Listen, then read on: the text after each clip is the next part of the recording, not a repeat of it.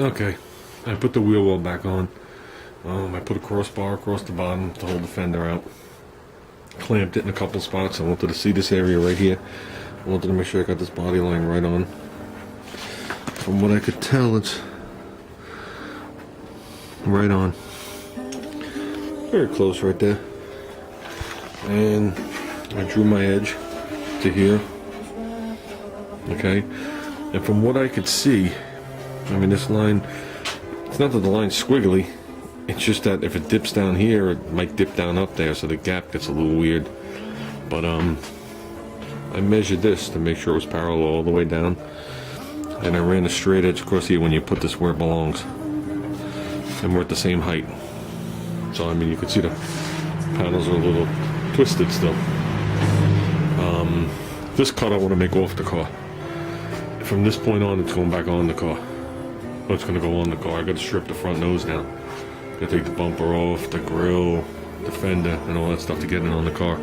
But this I want to do off the car, because the only thing that should change is it might have to be, you know, tweaked in and out a little bit, whatever it is. But this line should stay the same, and this way I could do all the grinding and some of the stuff off here. So I'm going to cut it. See what we got.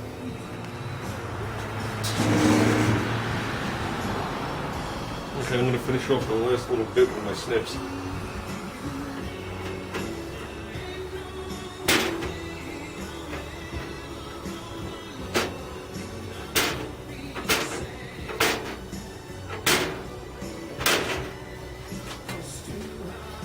That's the piece. We'll use this for something. Nothing goes to waste in my house. Yeah, so I turned around. I bought a second welding helmet, and I told my son that this morning. I said, you know, I bought a second welding helmet so you could wear the first one and you could watch me weld and learn. And he goes, Dad, what's there to watch? He goes, when you're done, all there is holes in your pants and shirt. Oh.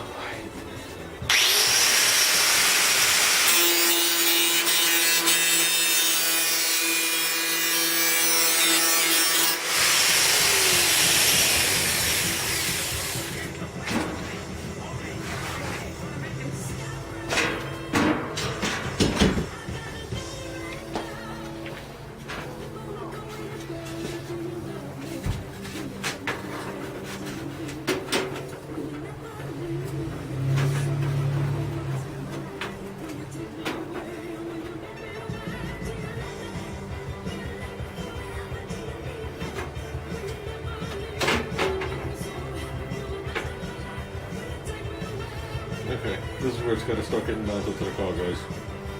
There is no way to clamp this around here and tighten up these gaps.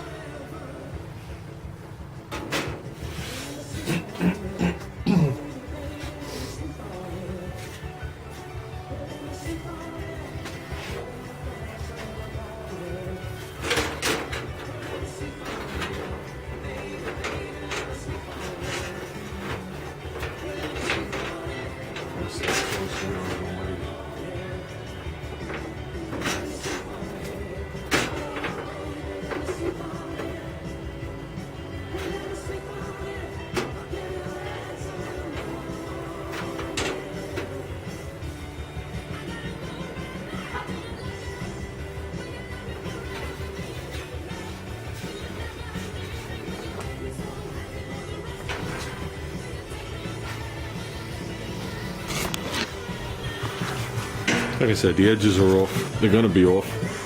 I gotta get this thing to the car, because now it's just a flexible piece of nothing. So what I'm gonna do is I'm gonna wind up walking this line up higher, but I'm gonna come down here with my whizzer and take this paint off.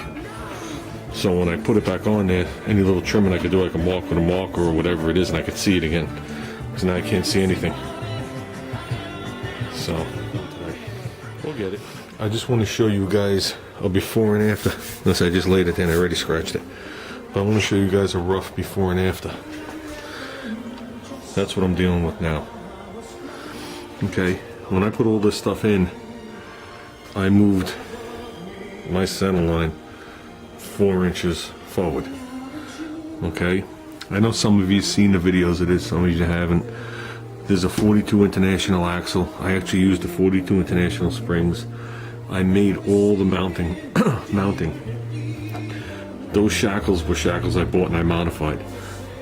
But basically what I did was, back here I plated the frame, a 1/4-inch plate. I used some of the original bolt holes from the strut rod that ran from the original front end.